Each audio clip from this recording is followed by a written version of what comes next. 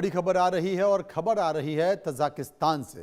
Tajikistan में भूकंप के झटके महसूस किए गए। यहां पर भूकंप की तीव्रता रिएक्टर स्केल पर करीब 4.0 की मापी गई है। जमीन से 129 किलोमीटर नीचे ये भूकंप था।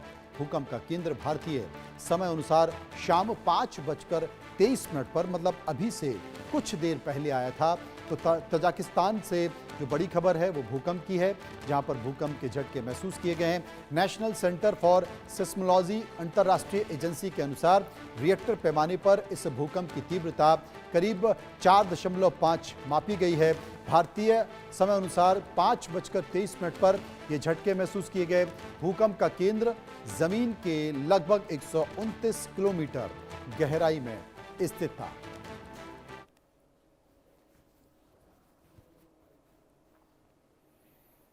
तो तजाकिस्तान में ये भूकंप के झटके महसूस किए गए हैं और अतुल हमारे संवाददाता हमारे साथ जुड़ेंगे, वो आपको विस्तार से बताएंगे कि आखिर वहाँ पर क्या हालत हैं।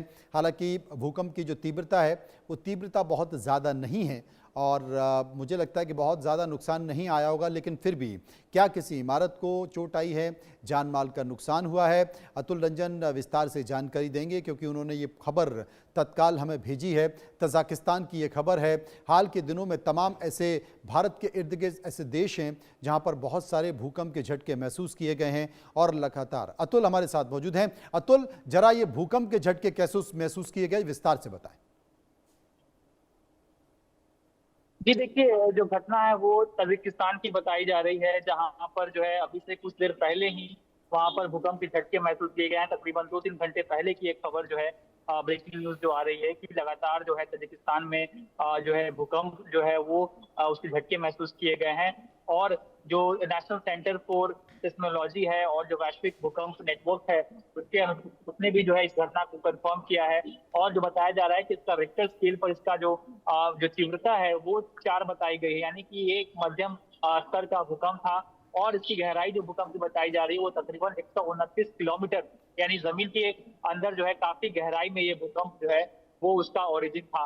और ये बताया भी जा रहा है कि जो जो भूकंप की जो तीव्रता है, जाहिर सी बात है वो हल्का या मध्यम ही माना जाता है। और क्योंकि इसका जमीन का केंद्र भी जो है वो काफी नीचे था, इसलिए इसका असर जो है वो काफी कम हुआ है। फिलहाल जो जानकारी सामने आ रही है मैं और समझ गया इसके अतुल, कारण कोई काफी अभी तक गंभीरता से आपने इस भूकंप की खबर पर जानकारी दिए। लोगों का आपका बहुत बहुत शुक्रिया।